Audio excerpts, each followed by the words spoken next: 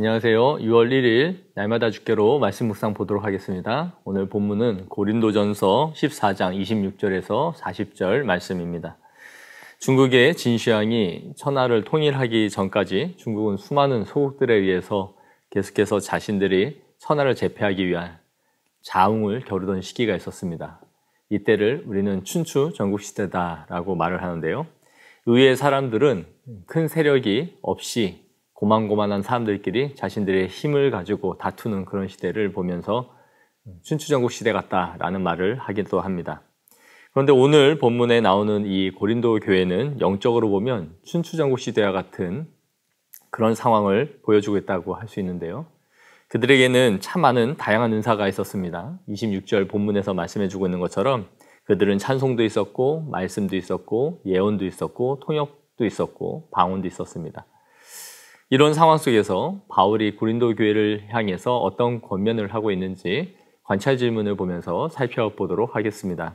관찰 질문 1번을 보시면 성도가 모였을 때 성도는 무엇을 위하여 말하고 행동을 해야 하는지를 묻고 있는데요. 말씀드린 것처럼 은사에 있어서 고린도 교회는 누구에게 뒤처지거나 빠지지 않는 그런 교회였습니다. 우리가 아는 은사들이 교회 안에 충분히 차고 넘치는 그런 교회였던 것이죠. 26절에 그런다 바울은 모든 것을 덕을 세우기 위하여 하라라고 말하고 있어요. 영어 성경에 보면 이 단어가 강하게 하고 튼튼히 하게 하다라는 뜻입니다. 즉 교회를 세우고 건강하게 하는 일에 은사를 사용하라라고 말해주고 있는 것이죠. 이어지는 구절들을 보면 그 방법까지도 소상히 말해주고 있습니다. 만약에 누가 방언으로 말할 때는 두세 사람이 차례대로 하고 한 사람은 통역을 하라라고 말해줍니다. 만약에 통역하는 은사를 가진 사람이 없으면 방언을 하지 말 것을 말해주고 있는 것이죠.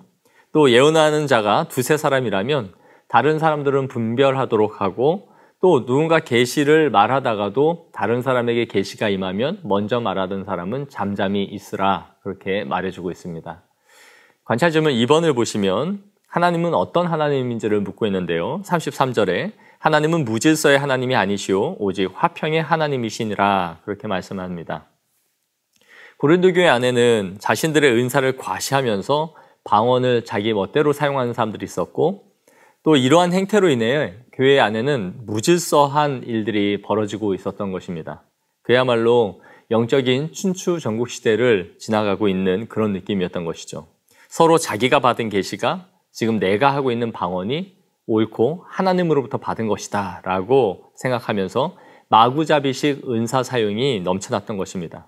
이로 인하여 교회는 분쟁이 생기고 화평이 깨뜨려졌던 것이죠. 바울은 이것이 하나님의 본성에 위배되는 것이다 라고 말합니다. 즉 하나님은 질서의 하나님이시지 무질서한 하나님이 아니다 라고 말하고 있는 것이죠. 삼위일체 하나님이 각각 동등한 분으로 계시면서도 서로에게 질서를 유지하면서 각 위격이 질서 있게, 조화 있게 사역을 감당하듯이 사역을 하심에도 불구하고 교회 안에서는 오히려 이러한 하나님의 속성을 깨뜨리는 일이 벌어지고 있음을 말하고 있는 것입니다. 36절에 보시면 바울의 책망이 담겨 있는데요.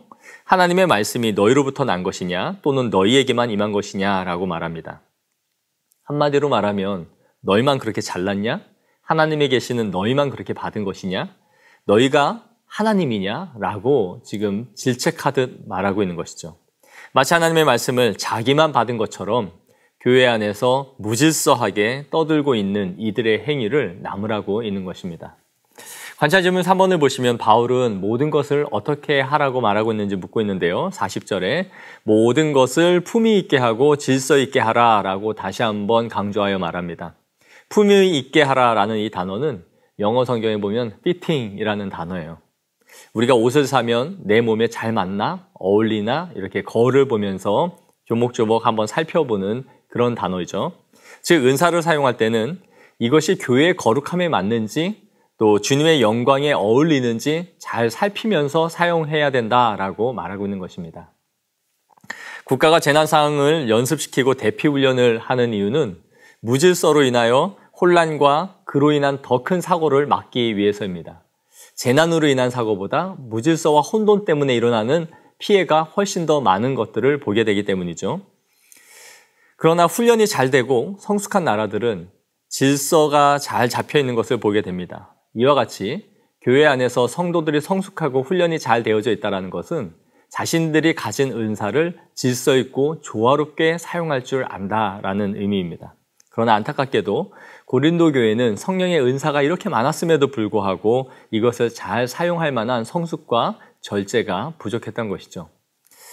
은사는 양날의 검일 수 있습니다. 칼이 누구의 손에 들려 있느냐에 따라서 그 결과가 다른 것을 만들어내듯이 하나님의 은사 또한 성숙한 성도에게는 교회를 성숙하고 건강하게 세우는 일에 사용이 되지만 미성숙한 사람들이 받은 은사는 도리어 교회를 깨뜨리고 또 혼란을 줄 수 있다는 것을 오늘 본문이 말씀해주고 있습니다. 사랑하는 성도 여러분, 우리가 사모해야 하는 것은 크고 화려한 은사가 아닙니다. 바로 우리에게 필요한 것은 하나님의 은혜입니다. 이러한 하나님을 사모하고 사랑하는 은혜를 사모하는 성도들이 되어지기를 원합니다. 그리하여 우리 자신에게 사랑으로 역사하는 힘이 더 많은 그런 성도들로 오늘 하루를 살아가기를 소망합니다.